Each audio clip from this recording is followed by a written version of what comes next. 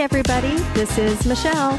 And this is Julie. And we are coming to you from Seattle, Washington, from our couch in Seattle, Washington. And I finally got Miss Michelle back. She's been gone for a week. It's been a minute. I know, but you know what? You got sunshine. You got to see your sweetheart. She even got a little bit of a tan and a burn. Yeah, I did. And she also brought a cold and a cough to Hawaii with her.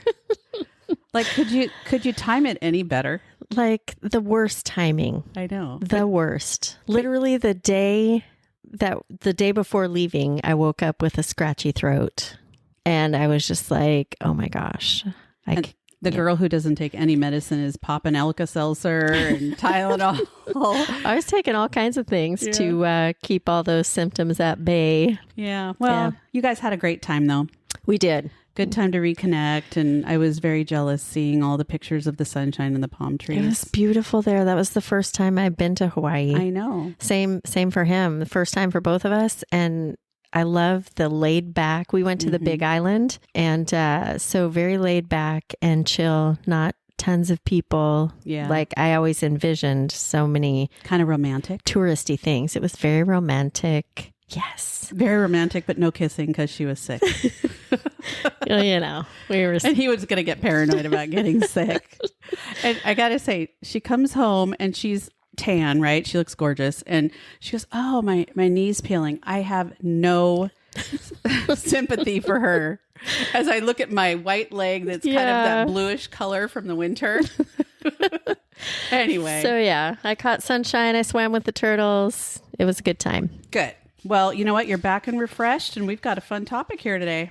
Is it fun? It's fun. Depends on who you ask. Depends, right? Yeah. We're going to talk about infidelity today. And when you hear that word, infidelity, of course, immediately the thought is about in a relationship. Cheating hoes. Yeah. Yeah. And there's so many of them out there, right? That song by, what's her name? When He Cheats. Who is it? Oh, is that Carrie Underwood? Yeah, Carrie Underwood. Yeah. Yeah, but she is a little psycho. She like scratches the car. Doesn't she take a bat to his windshield in the car? Man. That is some serious crazy. Mm-hmm. I can say I don't feel like I'm a crazy girl. So, although I did have my husband say I'm batshit crazy, but whatever, he was mad at me. I think we're all batshit crazy at some point or another. I could argue he was too. Yeah. Well, we wanted to talk about just kind of different categories of infidelity because there are so many different ways really to approach this topic. And when you're talking about human beings and human nature and people having different interpretations and different expectations of things, I feel like this might be a really good one to touch on. And we have some stories and kind of anecdotes to share too about some of these things as well. So I just want to point out too, this topic was actually prompted again from a listener. It kind of came about through a conversation with another listener. So keep those coming, everybody. We like that. That listener has, and I know which listener you're referring to, has a lot of really good ideas. Yeah. Yeah. He saw you today and was questioning your wardrobe. Should I be dressing like that at 50 something? Yeah. I don't know. That's a nod to our episode that I think was episode 12 that dropped. Yeah. But anyway, all kinds of fun. But anyway, so when you think of infidelity, what's the first thing that comes to mind for you? Well, just like we were saying, I just think of cheating, and it could be a broad range of things in regard to cheating. But first thing that comes to mind is in a relationship. Okay. The infidelity that can happen in a relationship. Yeah. And it can be, like you said, cheating, like physical cheating, like sleeping around, that sort of thing. Mm-hmm. Also, like emotional, we'll get into all these different topics, but like emotional connections with people that are outside of the marriage kind of a thing. And there's reasons why all that kind of stuff happens, of course. The one thing that when I was kind of looking through this topic that I ran across was object infidelity. And really that is like people that are so overly consumed with either they might have the types of personalities that are more addictive personalities. Yeah. So more, focused on a sport, for example, or watching sports like 24/7 or being workaholics and really taking time away from the family or from a relationship itself. And anyway, so there's the little things we can talk about with that. And then of course, one that has come up and we've talked about it with different people is that financial infidelity, like hiding money. Yeah. Or not sharing when you're getting additional money, things like that. And, like I said, every couple has their own boundaries. Some might be super cool with that and others might be not so cool with that. I have a story on that one too, because I found a way when I was married to be able to kind of solve that problem about one person spending more than another and that sort of thing. I think it kind of solved the problem a little bit. But anyway, kind of going back to physical infidelity kind of as the first one, that is definitely the thing that I think about as well. And it's not even something that, directly relates to married relationships. And when you really think about, I'm going to dive into this one a little bit. I'm very much a monogamous person. I'm not one that's going to be out with a lot of different people. I first of all, I couldn't keep track of it. First of all, second of all, I don't want to keep track of it, but I can't give my attention to more than one person in that particular way. So for me, it's a little bit different. And not saying that all guys are like that. Although there seem to be more percentage or a higher percentage of the male population that is more invested in that kind of, just based on the things that I've seen. But, I know women that are, very free and open with how they do things too, but borderline, maybe not saying anything, which kind of leads to that whole, can I trust you thing and that sort of thing. Not me trusting them, but like being in a relationship kind of a thing. Mm-hmm. So I think I'm kind of curious about the numbers. Oh, because I think that the number percentage wise of women that do cheat or the infidelity thing in marriages anyways is actually quite high. Yeah, I think it might be higher, or it's less accepted or less forgiven than for sure. when male members of a relationship are unfaithful. Why is that? I don't know, because well, you could ask me that and I would say back in, you go back in time and it seems to be like those kinds of things are accepted in a lot of ways for men because they have a higher sex drive or it's forgiven or accepted. You see that in different cultures all the time, where, men have got their little, honey on the side and the wife's at home and she knows about it, but she just doesn't say anything. I mean, I can think of several situations that are not our generation necessarily, but maybe the generation or two ahead of us where that was very common. I think too, in that regard, it's probably has to do with, at that time, a couple, like you were saying, generations ago or decades, whatever, women were staying at home. They weren't working outside of the home. And so they were home with children. And, I suppose when those kinds of things would happen, they felt kind of stuck. Like, what are you going to do? Yeah, they don't have a income or in some cases education. There's a lot of things that put them in a position where they're stuck. I agree completely. I think back in the day, you could say those are things that were maybe more accepted. And you see, when I say accepted, I don't mean that people were okay with it necessarily. It's just that women chose to live with it. I think they thought that's what was expected of men. Kind of turned a blind eye. Yeah, that's what I was kind of saying. I mean, look at our former fearless leader, the one that I don't like to mention his name, 45. Ooh. And how many times he's been hoeing out with different women and he's got a wife there that sees all this stuff going on. Maybe that's not the best example because that's probably more of a business relationship. Yeah. But, really, really public stuff. It's probably pretty humiliating for her, I would think. And I don't know. I remember when that was going on with Bill Clinton way back in the day and, Hillary stood by his side and I'm like, oh my God, is she a complete idiot? I mean, geez, that was just the tip of the iceberg. Whatever he was doing was probably the tip of the iceberg. But, tip of something. Yeah.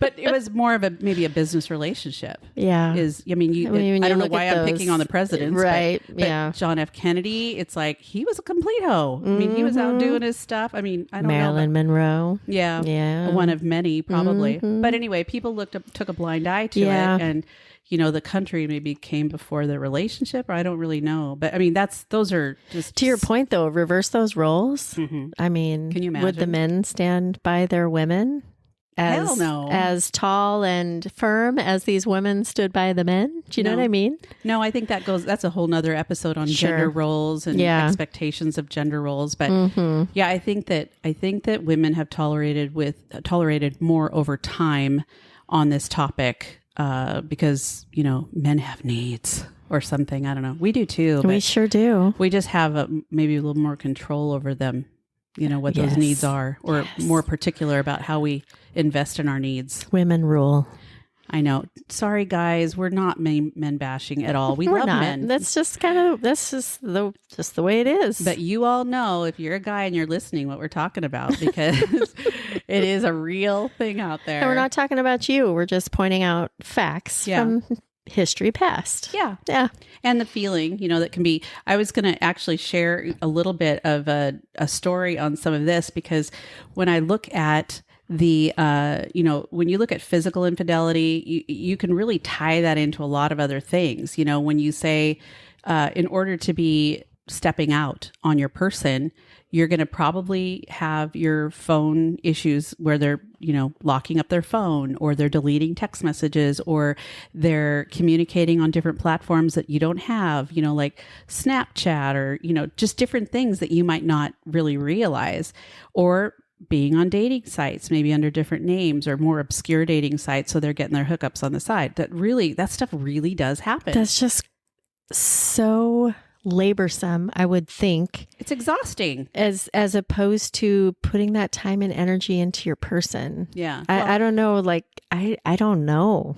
Well, it's kind of the rabbit hole, in my opinion, because when you really have to, this is a symptom in a lot of respects of the problem. The root problem isn't that they are cheating. It's that they're not fulfilled or satisfied, or they've got their own addiction issues, or whatever the case may be. And the person that they're committed to isn't meeting whatever they need. Right. And that can go both ways. Mm-hmm.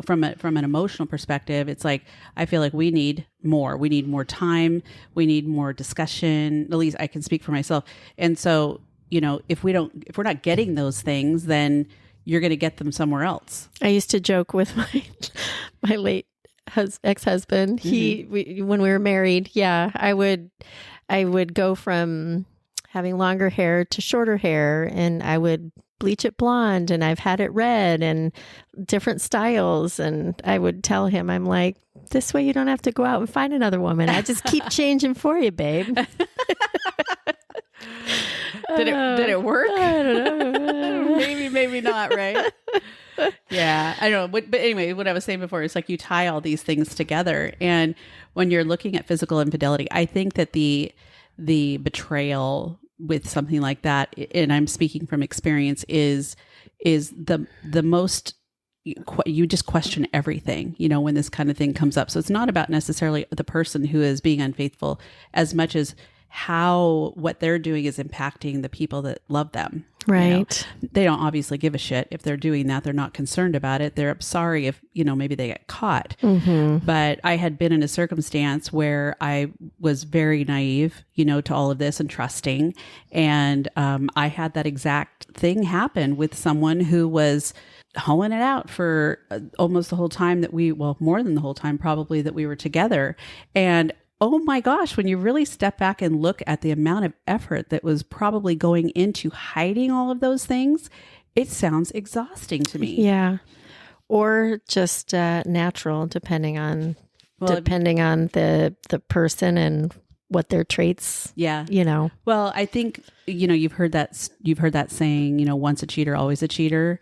I don't necessarily agree with that. I think people change, or they are in different circumstances, or whatever is driving them to do something like that might not necessarily be the same thing 5 years from now. So I think it's That's a hard good to put point. the labels. Yeah. That's a good point. Yeah. And when you're in a relationship, like you're in a marriage or something, sometimes things happen and, you've got to determine whether you want to work through things or not. It's not always the end of something. It's really more the circumstances maybe surrounding what's happening and whether they've happened before or whether they, continue to be secretive or continue to do things that are inappropriate, and disrespectful to your relationship. That's when you kind of, I would be just like, yeah, no, that's not going to happen. Anyway, just kind of thinking that through. It's like when you think of the clues and things that might be out there with someone being unfaithful, you kind of think of like, okay, their moods may be changing, or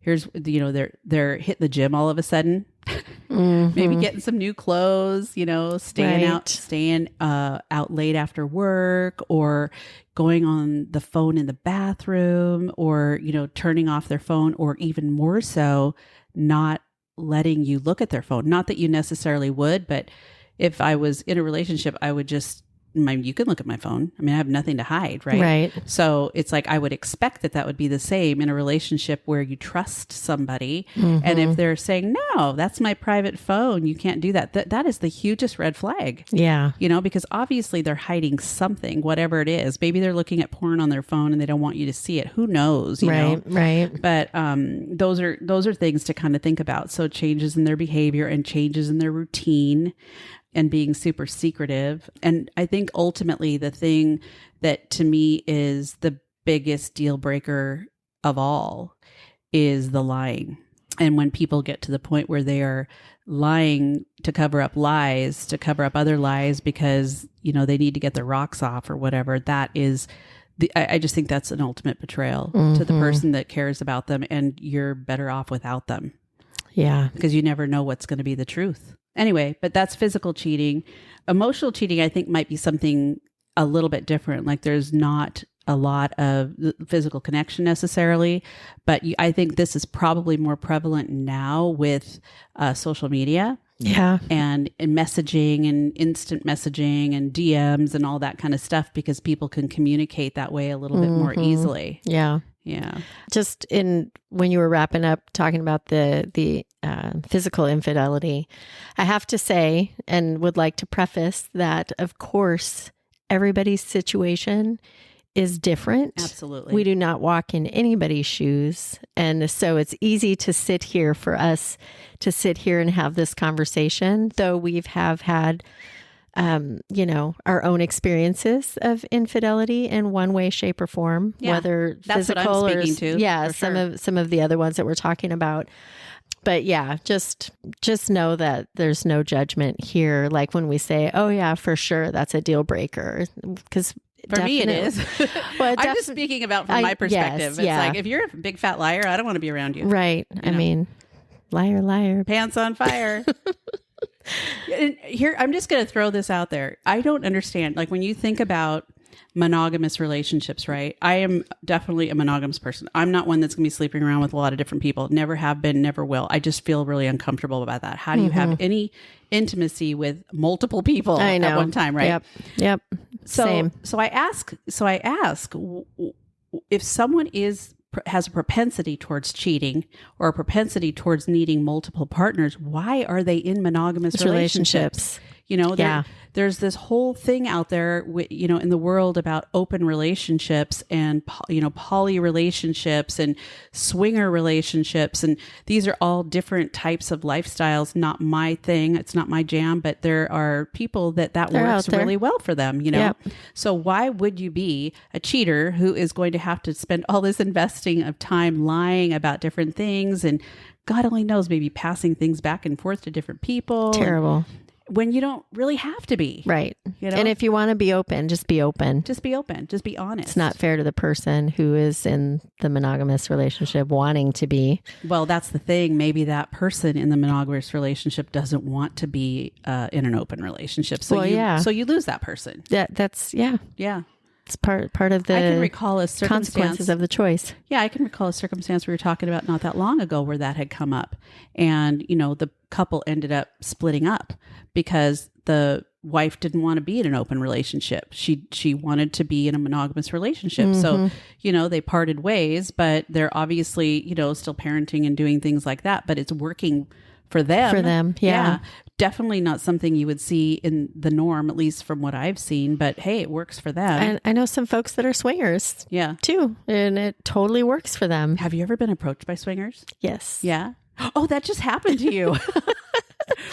Not just, but it happened a few years ago. I was in a bar with one of my sons. That's right. Yeah. And a couple approached us. They thought you were his girlfriend. I don't know, I guess, but they approached us wanting to know if we were open to having a little bit of fun. Having a little soiree. I was like, this is my son. Oh my God, that's so gross.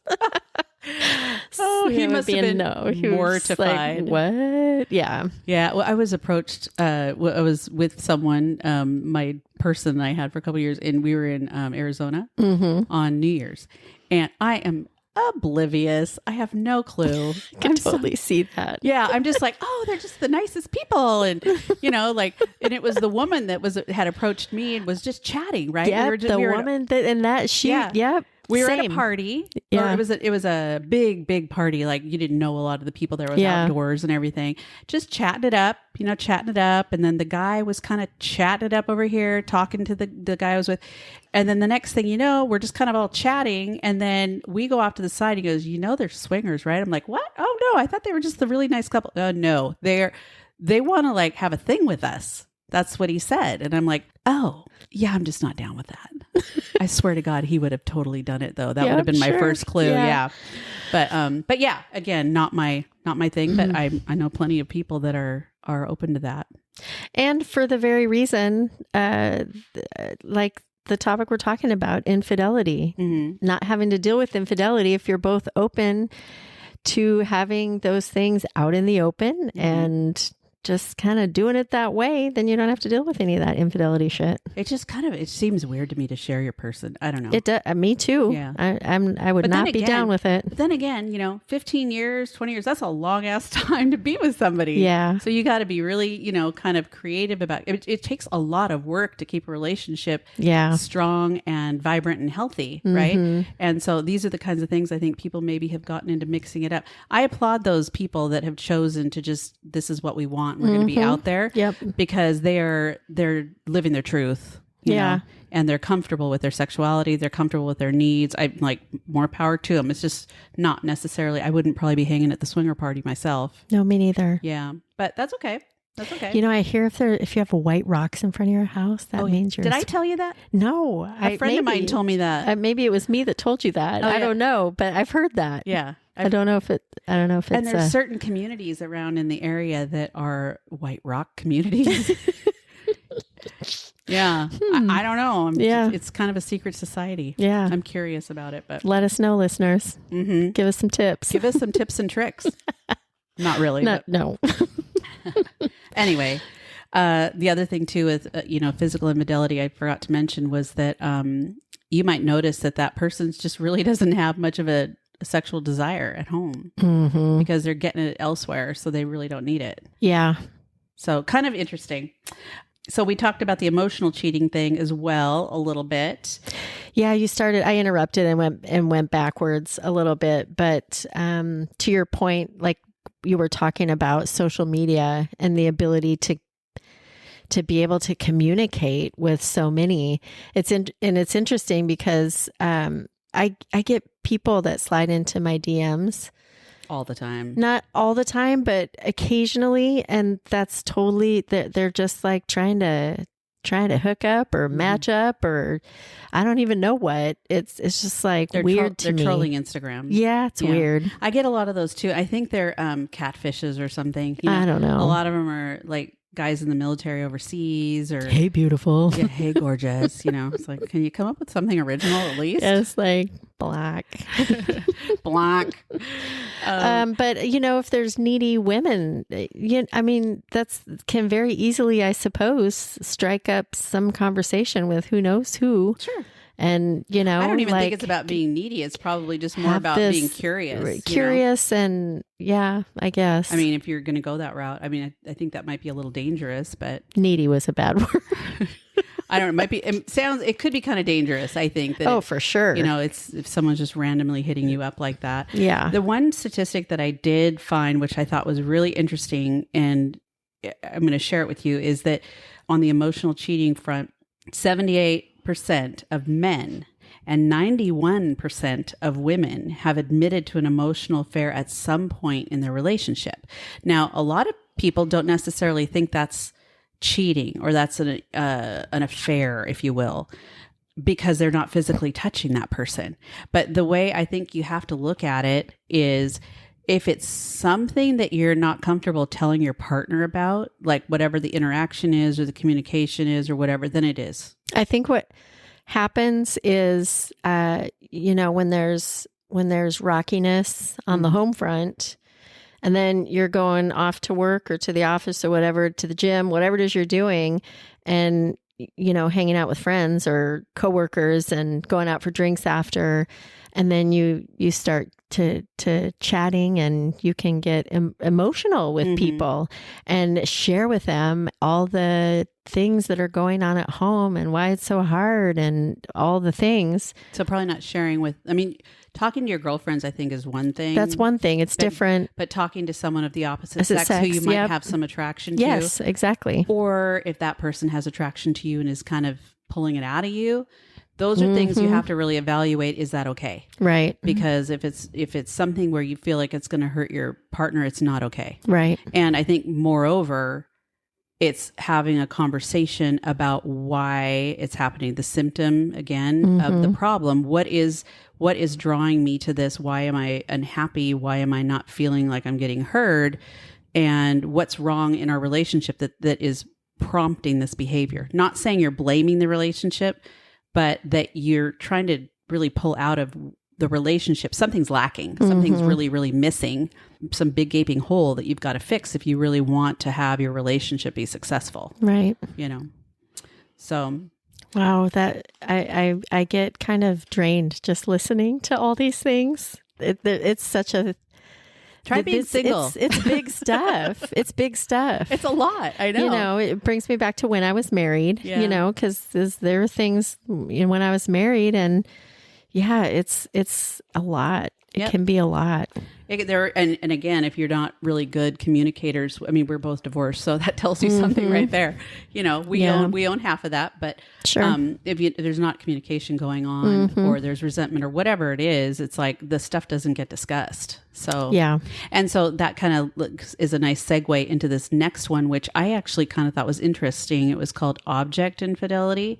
And what that really means is that that person, one of the people in the relationship, is investing all their time into something that is not a part of the relationship. So let's say it's skiing. I'm like they're heavily into sports, or they're gone like every weekend with their buddies to go skiing or to go do something, and or with their girlfriends wine tasting, or with their girlfriends wine tasting. Yeah, like they're gone. They're not spending that time and investment on the relationship together. Together. Work is another one. It's huge, and I can say I've been guilty of that because I was. Yeah, I was a total workaholic. I don't feel like I think I've tempered that a lot in the last few years, and I think for me it was almost an escape.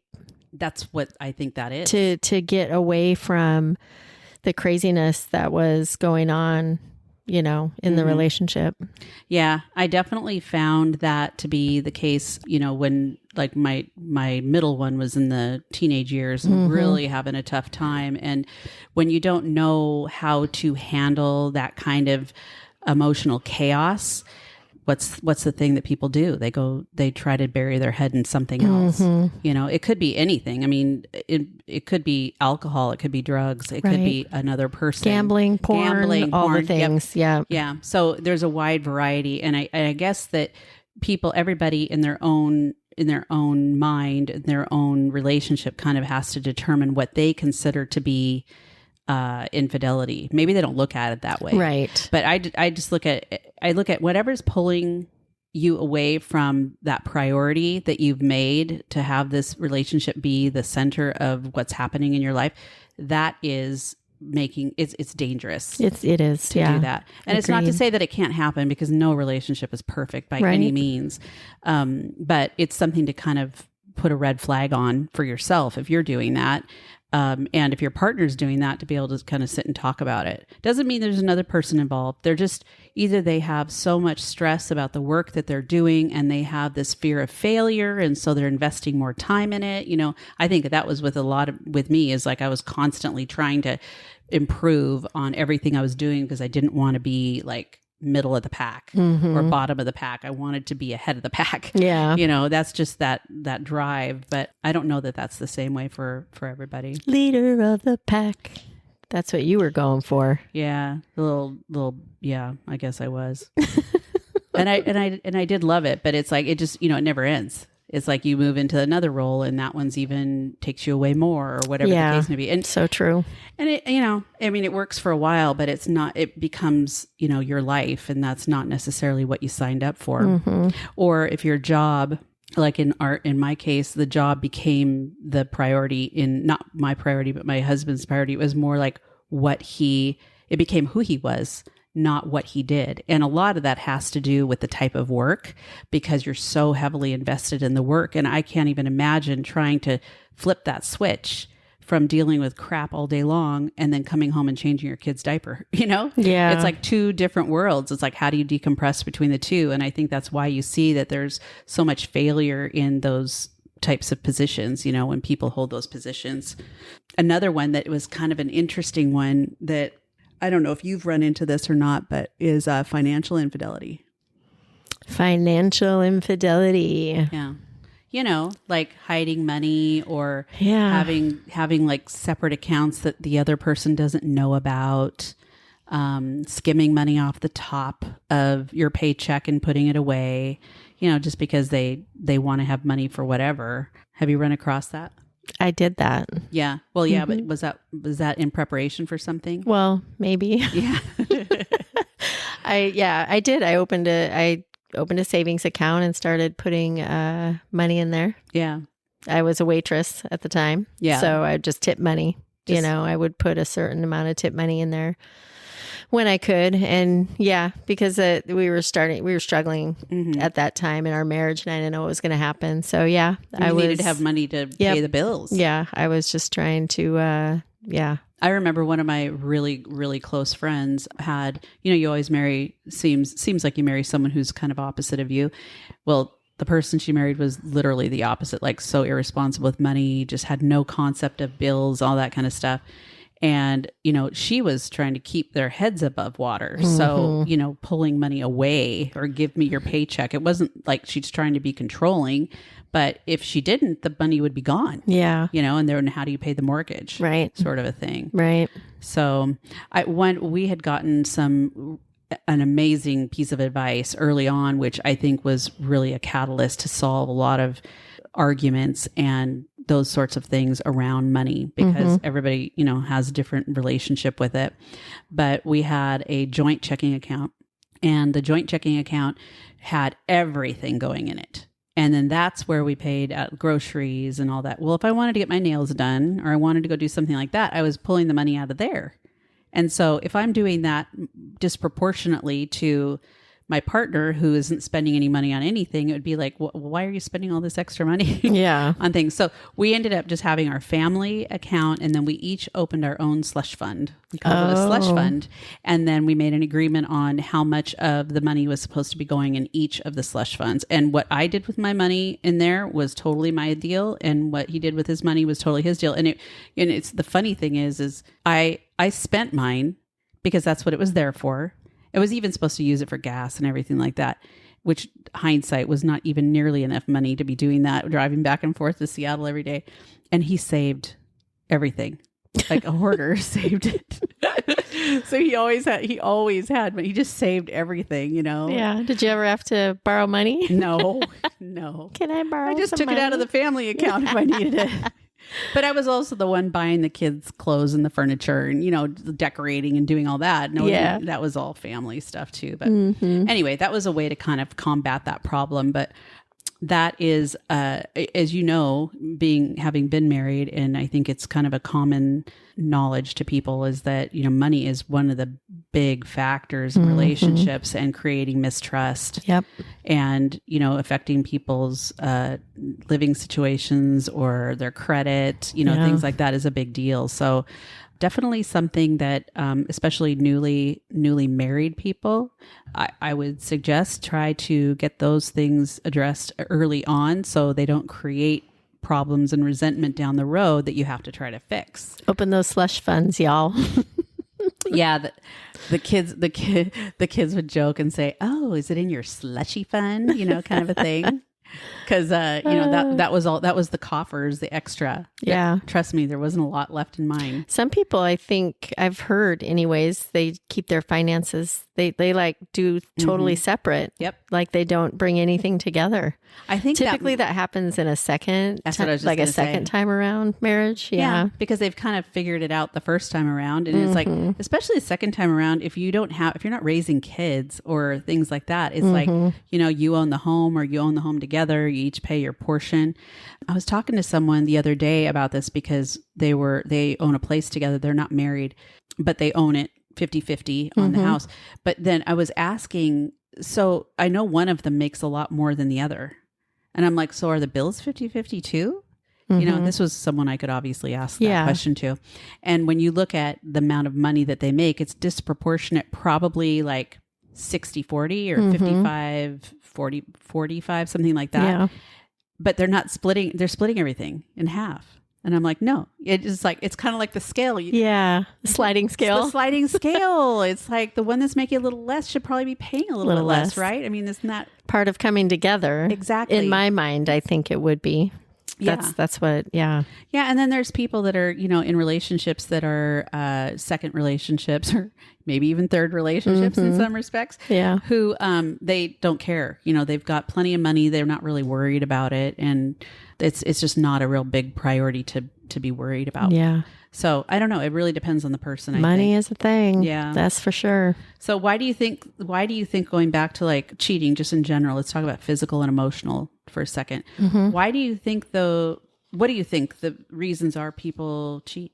They're lacking, just like we've said, I think a lot of times they don't even know what they're lacking or that they are lacking, and the behaviors start happening. And I think sometimes, again, not even realizing, especially in the emotional, on the emotional front, and therefore don't even recognize. I think you would have, at least I can say, from my experience, it's like, when that's kind of going on because you're feeling lonesome. Yeah. You're feeling kind of lonely. True. You don't have, you can't turn to the person you're supposed to be talking to about these things that are like your inner thoughts because they're not there for you, or they're not there for you in a more sincere way. Maybe. Yeah. That seems like it might be part of it. Well, and going back to a previous episode, the, intimacy.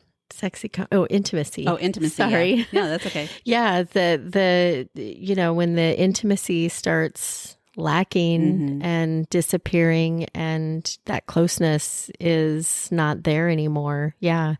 In the sense of security of the vulnerability and being able to trust. And when that is not there, you'll look for somewhere else to be somebody else or something else to fulfill that need. I think the trust thing too, it kind of like you were mentioning goes back to that vulnerability and trust. Once that's gone, I think it's really, really hard to get that back. Oh yeah. That's a really tough one to get back. It is. So anyway, I was going to mention too, like lack of affection, like and what I think of like looking at your person as opposed to kind of looking through your person. Yeah. Like having like I can remember some at times, and I'm not going to say with who, but having these conversations, and the moment I would start talking about something that was important to me or about my day or whatever, the eyes would just glaze over. They're not really listening. You know? And so you just stop talking. Because it's like, so it's kind of defeating the whole purpose of trying to be vulnerable or close to somebody because you're that makes me sad. I know. It's just, I can remember just to listen to you say that. And I can think of moments where, that has happened. And it's not a good feeling. No, it's not a good feeling at all. But to me, it's kind of more of an affirmation that my instincts are telling me this isn't right. Something's not right. I'm not feeling right about something. So I was watching this show the other day, and this is totally random thought, but I picked up on this thing with this one character who was very disconnected from like life around him. He was around people. He was talking to people. He was like hitting up this girl who was like his friends with benefits or whatever. And she really liked him, and he gave the impression that he liked her, but he was so emotionally unavailable and he didn't look at her. Like he wasn't looking at her when he was talking to her. He was like looking over her. You know, it was more like he just wanted her to stop asking questions or stop saying how she was feeling or whatever. And I was looking at that, thinking about this episode going, that's what it looks like to me, that emotional unavailability or that lack of just being present with somebody. Lack of presence.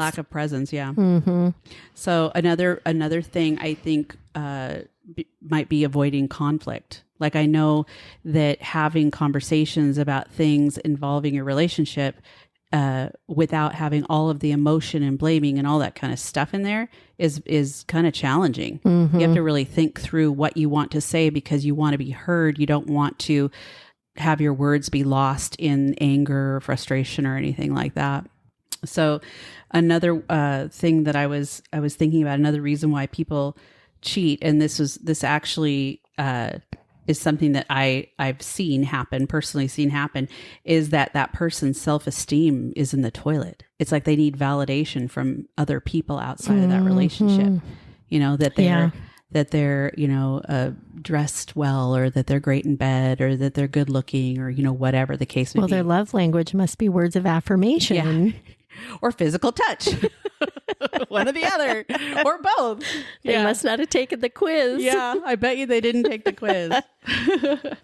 A huge one for me too that I think we should probably try to note is that a word I guess you can use, we've brought this up too before, is resentment. And I can only speak from a woman's perspective because I know guys obviously deal with the same thing, but once resentment kind of starts building, it almost gives people justification for not trying to figure things out, not trying to have the direct conversations. It's like not giving your person the respect that they deserve because you're afraid to confront something, or you're afraid to ask the questions or sit down and know what the answer might be even. Wouldn't it be something, and just listening to you talk about that, I'm just thinking if somebody just, you know, was falling out of love, or it wasn't there anymore, and, you know, the other person is just trying to grasp onto everything and hang on for dear life. And I'm sure there's plenty of people that do this, but just, you know, being able to have that conversation and just say, I don't love you anymore. I think this is not going to work anymore. And this is why this is happening. And the communication is just so key in regard to so much of this. So in that scenario, like what you're talking about, someone sits down and says, I think I don't love you anymore. There's got to be all of this other stuff that's led up to that. Well, yeah, that's what I mean. Like, you know, on the one hand, I'll just say it's her. She's building the resentment because of all the lack of presence that she's getting from her partner. The resentment is building, and she's probably feeling like she's a little crazy, you know, and what's going on and this, that, or the other. And until he comes out with it, you know, then it's like, okay, like, not that you're going to be okay with that, but at least now you know, yeah. You know, instead of what you're dealing with, instead of finding out that he's cheating or finding out that whatever it is, you know, not just whatever the scenario might be, just to find out is so much worse than having to deal with it head on from the person, you know? But when you think about it, human beings in general, it's like inherently our nature to be monogamous, like with the same person for the rest of your life. I always think about these questions in my head because I like the idea of being just with one person. I think that's my thing. I like that. But when you stop and really think about it, it's like, that's a long ass time to be with one person. So maybe I don't know the answer, but maybe the answer would be that you're like monogamous with that person, and then you know that relationship's run its course. So instead of being married and hating each other, you move on from each other. I think when you find your person, we're kind of going down a rabbit hole here, but I think when you truly find your person, that doesn't happen. Then why is it that there are so many divorces in the world? Because I think people get married for the wrong reason. They get married for the wrong reason, but I think too that we can tend to be selfish. Yeah. Selfish human nature, that we're selfish. And when you're in a monogamous relationship, you have to be very selfless. Yeah, that's true. You have to be so forgiving and understanding and, all of those things. When I think about the thought of getting to know somebody who knows me for me, like the idea of starting over is exhausting to me. I think it's kind of exciting to some degree. Yes. But I hear what you're saying about the exhausting thing, because it's like having to, share your inner thoughts with someone and get to that point where you can and you trust them. It is a process for sure. Yeah. I definitely agree with that. I joke with my guy every time because we only see each other like every 3 months or something like that because we live 2,000 miles away from each other. So whenever we're together, I always say, so babe, did you learn anything new about me that you didn't know before? Yeah. And just kind of to that point, it's funny, but at the same time, there's so many little idiosyncrasies that people have. And, once you really get to know somebody and they get used to those, and they might drive you crazy, or you might love that about them. And you learn to adapt and adjust, and because you love this person, it's just like all the things, Yeah, I'm with you. I'm totally the same way. Like monogamous for me, I want to be with one person and, But I don't want to be just with anybody. It's got to be the right person. Right. So I think that's the key right right person. there. Yeah. Yeah. Yeah. But again, going back to this whole thing, how many people do we know that are like on their second marriage? Yeah. Because it's like, so going back to getting married, when you're talking about getting married, nobody really talks about this stuff. I mean, no, really, they don't. Yeah. I mean, I'm just gonna put it out there because I think about it a lot. I mean, I think about going through. I was 23 years old and went to marriage encounter at the Catholic Church, and of course, we had to pretend we weren't living together because the priest wouldn't marry us. But kind of the same, yeah. And it's like, come on, he doesn't know anybody here. Of course, that would be stupid, Why would that? Anyway, that was back then. I would totally encourage it for my children and have encouraged it for my children now because I think it's ridiculous to live by that old-fashioned norm that you don't have sex before you get married and you don't live together before you get married. And it's like, oh my gosh, how are you supposed to know this person you're supposed to spend the rest of your life with? I mean, it just seems like you're setting yourself up for failure. Yeah. But anyway, going back to the whole thing. So marriage encounter, and they're talking to you. I don't even remember what they talked about. Yeah, probably me neither. living in Christ's vision or something. I don't know. It was a Catholic thing, right? So of course we talk about getting married in Catholic church and all that kind of stuff, but nobody talks about how to resolve conflict. Yeah. Or how to manage your money or any of this stuff that really, when you think about it, you get together as a couple and you're dealing with issues almost right away at that age. Nowadays, I think people get married a little bit later. And so they've been able to work through and frankly, have a more sophisticated manner in maybe which they discuss things than we did when we were 22, 23. It's kind of like school. School's the same way. You don't learn any of the shit that you need to know to be an adult in real life. I know. You think they teach you how to, I don't know. You would think. Do a checkbook. You would think. But same situation. Yeah. You fall in love with somebody and then you're going to get married and you go through these classes. I think that's pretty common. Yeah. That you go through some kind of something with a priest or pastor or bishop or counselor. Unless you get married just as the piece, then you're just like, we're going to get married and we're going to live happily ever after. Right. I will tell you, this is kind of funny. I know this is kind of digressing a tiny bit, but it's a funny story. So 3 weeks after we got married, we got in our first argument. And I don't even remember what the argument was about. Oh, I know what it was. We never went on a honeymoon. because we were going to go back to the Midwest for a big party that the family was putting on back there. So that was going to kind of be our vacation, quote, our honeymoon. And I just wanted to like go for a weekend somewhere, you know, or do something like that. And of course it was about money. You know, we're broke. We don't have any money. And I got really pissed off, as I do. And I stomped out of the house, got in my car, and I drove down the street in my tiny little Honda, you know, those little Hondas, to the 7-Eleven. And I went inside and got a Diet Pepsi. And I came out to the car and I was like, fuck, I have to go back. I don't have a choice. I have to go back. So I had to figure out, I mean, it was like this epiphany that I had about like, I made a promise. I got to go back and try to figure this out, you know? Yeah. So anyway, I just thought that was kind of funny because as a young person, that was my epiphany. It was like, damn, I got to cool down first, I guess. Yeah. So anyway, so what other things do you have to say about all this? You know, we kind of did this outline, if you will, in regard to this topic, because when we first started talking about it, it was kind of like, ooh, that could be a lot of things. And so to your point, we've talked about physical infidelity.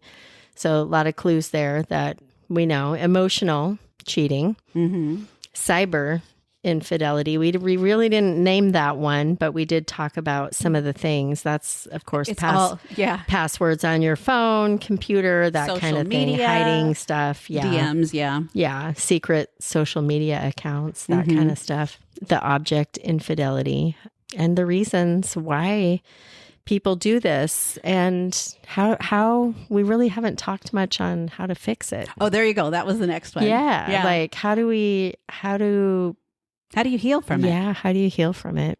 What are your thoughts? I think, like I was mentioning before, things can tend to happen in relationships that you don't even realize that they're happening. And once I think the realization starts to come to fruition, you have to really you really have to search the why. I think you need to communicate with your partner on what is happening and maybe ask some of the questions in regard to why. And then just every situation is going to be different. You just got to play it from there. But I think more often than not, you'll need probably a third party to help with the healing. I don't think it's something that, depending on the situation, that it's something not that you can handle on your own, but that you would probably want some professional input. Yeah. I think that can be helpful, having a neutral third party. Yeah.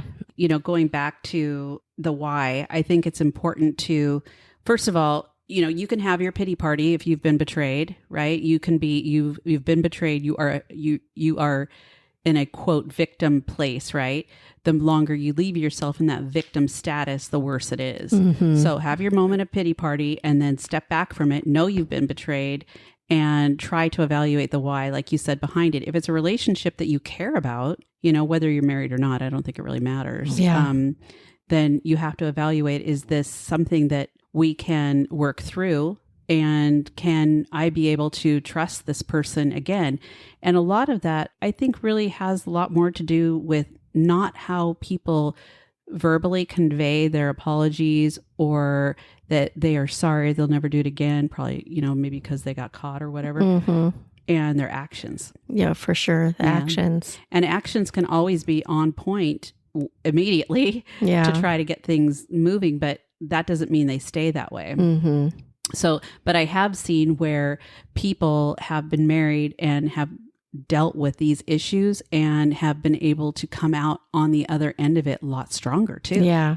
So there's definitely a way to be able to do that, I think, for both men and women, depending on, you know, how much you value the relationship that you have.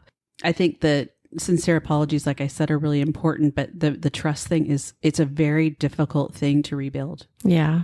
And I think that's where things finally... Trust is, man, it's a thing. It's a thing. It is such a thing. So then you have to go back and kind of think about, are there patterns of deceitfulness? Are there patterns of this type of error being made? Or this type of indiscretion, if you will, you know, being made, whatever it is, hiding money or gambling or whatever.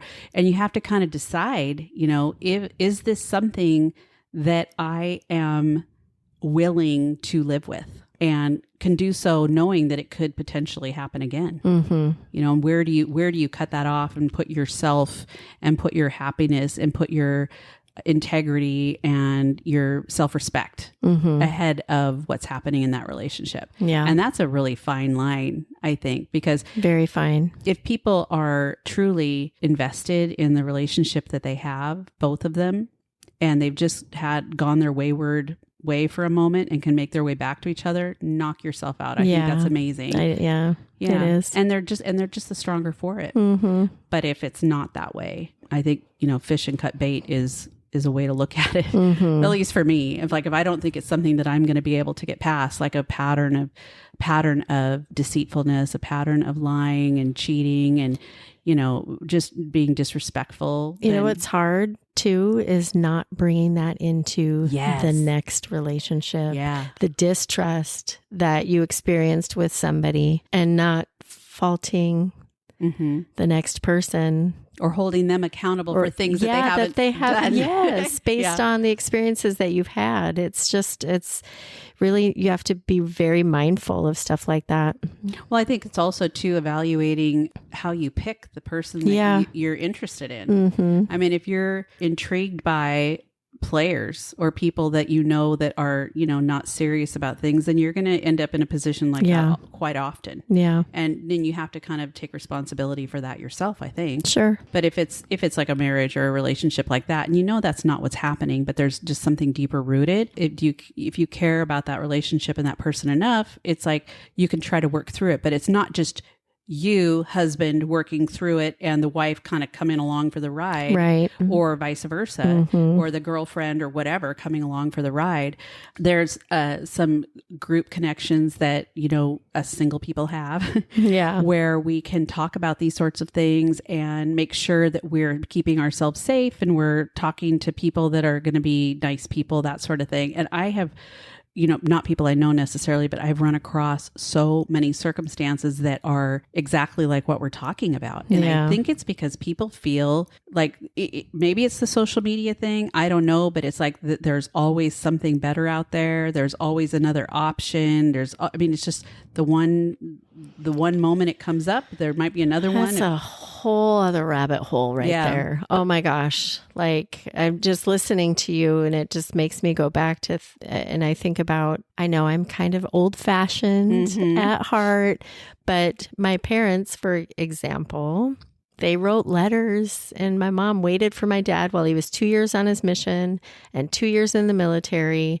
And then they got married. But, you know, all that anticipation and that the labor of love that you put down on the paper and expressing yourself and really seeking and after that loved one, you know, this just, it's lost today. You just don't find that really at all. We don't have to do that, but as a result, it has taken away from that labor that comes with seeking that kind of love, you know, in a relationship. And so anyways, again, that's a whole other rabbit hole. Yeah. You know me. I know. Well, I think when you're talking about, you know, infidelity in general, there are a lot of people in this world today, and again, it could be social media, it could be a lot of different factors, you know, there's so many different factors that kind of play into this, but where they're just not emotionally available or they're not interested really in getting to know somebody. Like, here's an example. I was talking to this